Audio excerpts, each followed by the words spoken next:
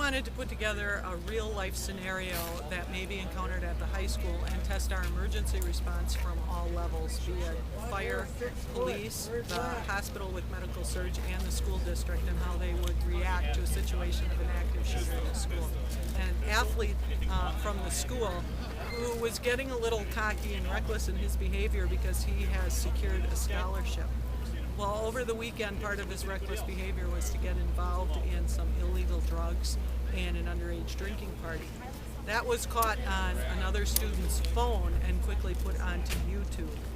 Once that was put on YouTube, the captain of the team thought he needed to bring that to the coach's attention. He brought that to the coach's attention, and the student, having been warned before, was suspended from school and suspended from the next 4 basketball games, which put his scholarship in jeopardy. That's what led to him coming back today to take revenge on both the coach for suspending him and the captain for turning him in. Now, he was a little distraught from the standpoint that he thought the captain was the brother that he never had, and he was extremely frustrated that he would do this to him. So as he ran through the school, he ended up going into the gym to shoot the coach, injuring several other students that were there as well as teachers. He then made his way through the school to one of the science rooms where he believed that the captain was going through class. He went into that room, did shoot several students in that room, but then took a student hostage and brought that student down to the counselor center downstairs. He gave the student his jacket, kind of to throw off the description that he had and who was looking for him, and told that student to lock himself in the room with one of the counselors, and if the police came and he opened the door, the other student would blow up the school.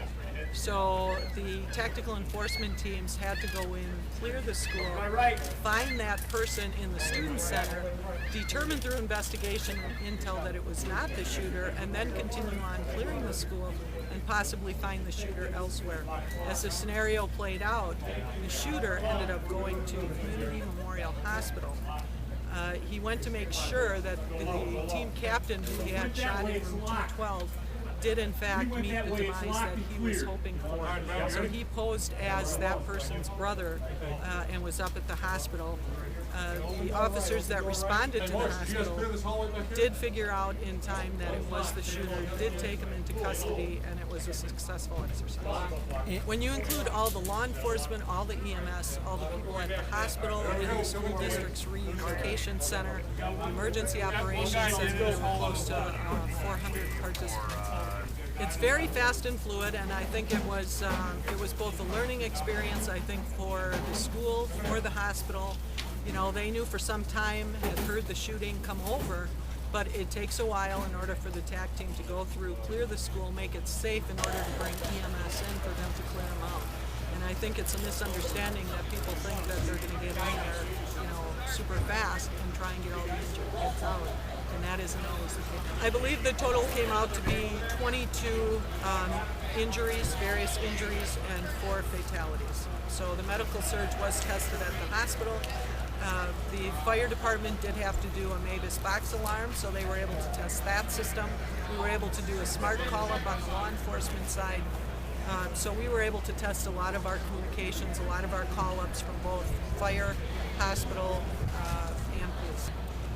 We started planning this a year ago, and then we started with a tabletop in November so we could start to identify some of those gaps that we had, fill in the gaps in our response, and then we really tested that response today. I think, as you will hear in almost every exercise, communication.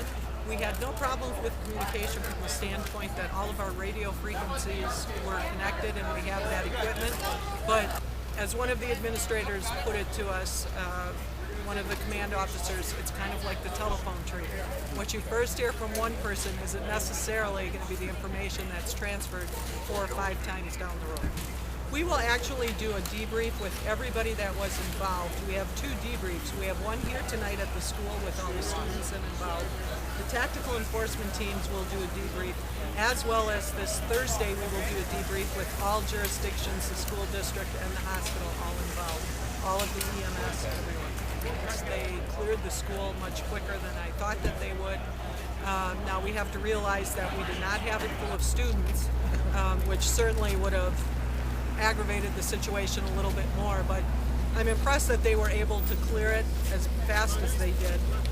They were able to figure out the intel and figure out that they initially did not have the shooter in custody, and they were eventually able to get the shooter in custody before the exercise ended, which was impressive. It actually went very well, and I'll know more after we do the debrief at 8 o'clock, but by all intents and purposes from the radio traffic I heard in the contacts that I made through the control of the exercise, it went better than I would have hoped.